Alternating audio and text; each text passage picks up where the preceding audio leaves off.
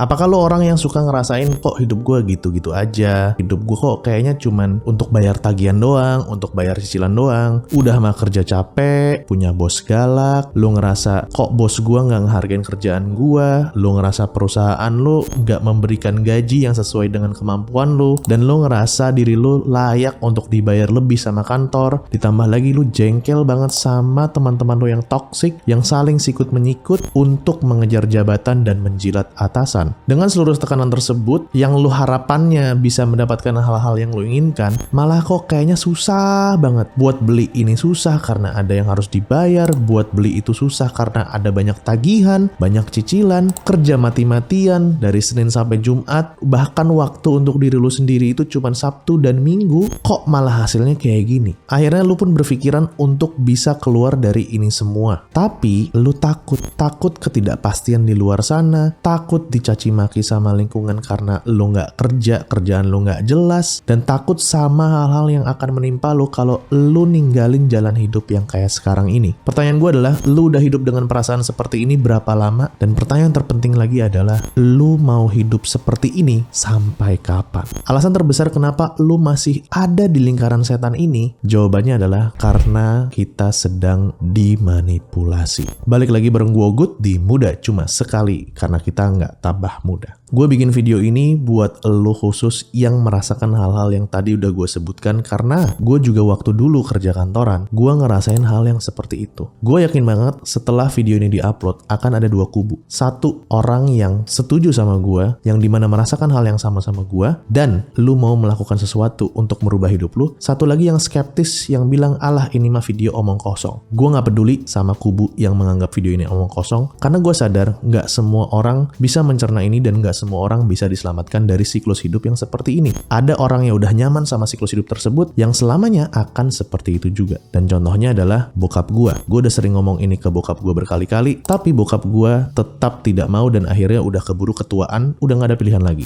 Chapter 1, Allegory of the Cave. 2500 tahun yang lalu, ada seorang filsuf namanya adalah Plato. Plato ini membuat sebuah konsep yang namanya Allegory of the Cave. Gue akan tunjukin gambarnya dan gue akan jelasin dari masing-masing dan artinya apa. Ini sangat berkaitan banget sama lu yang ngerasa diri lu tuh terkekang sama siklus hidup yang seperti itu aja. Allegory of the Cave ini adalah sebuah perumpamaan dari Plato tentang kehidupan mayoritas orang-orang. Kalau misalnya lu lihat, di dalam gua ini ada orang-orang yang lagi di kerangkeng. Kakinya diikat, tangannya diikat, kepalanya diikat, gak bisa ngelihat kanan kiri, dia hanya bisa ngelihat tembok yang ada tersebut. Orang yang diikat ini adalah orang-orang yang dimanipulasi sama sistem. Gua bilangnya sistem tersebut adalah sistem rat race. Dan lu lihat lagi di belakang tembok, itu ada orang-orang yang memegang kayak semacam boneka-boneka, dan di belakangnya lagi ada api yang memberikan refleksi bayangan ke tembok yang dihadapin sama si orang-orang yang di kerangkeng tersebut. Alhasil orang-orang yang di kerangkeng ini, dia melihat seakan-akan bentuk-bentuk asli dari burung, dari segala macamnya, itu seperti yang dia lihat di tembok goa tersebut. Dan si orang-orang yang ada di goa ini, dia berkeinginan untuk bisa mendapatkan bayangan-bayangan tersebut. Sementara bayangan-bayangan itu adalah fana. Gua akan jelasin konsep ini ke kehidupan kita sehari-hari. Orang-orang yang di kerangkeng itu seperti orang-orang yang kerja di kantor, yang dimana dia masuk kerja karena dia tidak punya pilihan lain, dia tidak pernah tahu hal-hal lain di luar pekerjaan. Yang dia tahu adalah kalau mau sukses ya kerja kantoran. Sementara refleksi yang ada di tembok tersebut itu adalah sebuah angan-angan atau desire, keinginan seseorang tersebut yang diciptakan sama orang-orang yang megang si boneka-boneka berbentuk burung dan lain-lain. Nah, ini analoginya diibaratkan seperti orang yang ada di kantor, dia mengejar uang terus-terusan untuk membeli barang-barang yang tercermin di tembok tersebut. Padahal barang-barang tersebut adalah fana. Orang-orang yang memegang boneka-boneka tersebut itu adalah antek-antek orang yang mengontrol, ya, you know who I mean. Jadi bayangin, orang tersebut itu di kerangkeng, kerja kantoran, tujuannya adalah untuk membeli semacam kayak handphone, mobil baru, jam tangan baru, dan lain-lainnya. Desire-desire ini, which adalah bayangan-bayangan yang ada di tembok tersebut, itu adalah sebenarnya rekayasa orang yang mengontrol dunia ini. Biar apa? Biar orang tersebut tetap menikmati di dalam kerangkengnya dia sambil memandang-mandangin bayangan-bayangan tersebut. Seperti kayak orang yang terus kerja kantoran, paycheck to paycheck, ngelihat temennya beli jam baru dia beli, ngelihat temennya ganti mobil dia beli,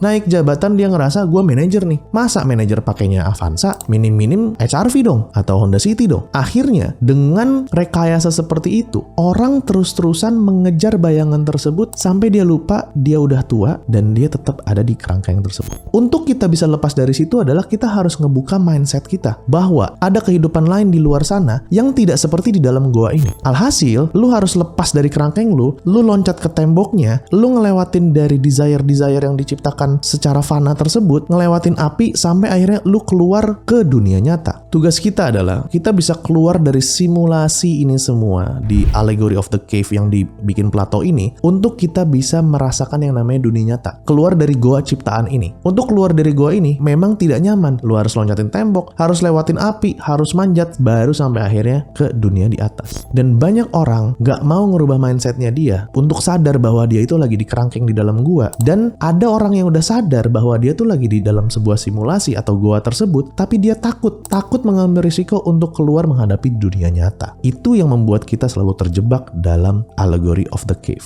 Bagian kedua, perlombaan tikus. Sekarang kita kaji ulang, kenapa kita bisa ada atau lo bisa ada di lingkungan seperti ini, di dalam goa ini. Jawabannya adalah karena doktrin yang kita dapatkan dari dulu saat kita sekolah. Kita dari dulu diajarkan untuk sekolah yang benar ya, kerjain tugas, kerjain PR, dapetin nilai bagus ya, biar kamu masuk ke SMA favorit, biar kamu masuk ke fakultas negeri, lulus dengan IPK bagus ya, biar kamu kerja di tempat yang bagus, dapetin gaji besar, jangan lupa kamu harus senengin bos kamu, biar kamu naik jabatan, dan kamu bisa hidup nyaman. Siapa yang familiar sama ajaran tersebut? Bukan cuman lo, gue juga. Mungkin lo bisa bilang gue adalah seorang pembohong. Let's say gue ngomong ibul, ngomong ngasal, tapi ini buktinya. Gue udah lakuin yang disuruh sama society tentang sekolah yang benar sampai akhirnya dapat pekerjaan yang benar. Gue umur 22 tahun, udah punya 3 gelar akademik, sarjana ekonomi, sarjana hukum, sama master business administration. IPK gue cum laude 2 kali, dan gue pernah kerja di perusahaan multinational company. Gajinya besar. Dikala itu gue ngerasa ini ada yang aneh. Gue hidup seperti ada di dalam looping. Kayak lu tuh di roda hamster kayak gitu, lu hidup tuh ya udah, lu tetap jalan di tempat kayak rodanya berputar. Lu tahu kan kalau lu piara hamster tuh ada roda yang dia semakin cepat berlari, dia nggak kemana-mana, cuma di situ-situ aja. Itu yang namanya rat race. Kita bisa ada di sini bukan salah orang tua kita, bukan salah pemerintah kita, bukan salah society kita, karena mereka pun sejujurnya ada di dalam permainan yang sama. Permainan yang udah direkayasa sama orang-orang yang di atas kita yang kita nggak tahu siapa itu. Sekarang lu udah tahu sistemnya yang sudah dibikin sedemikian rupa sehingga lu tuh agak sulit exit. Sekarang pertanyaannya, apakah lu mau escape atau keluar dari rat race tersebut? Kalau mau, tulis di komen, kalau rame gue bikinin videonya.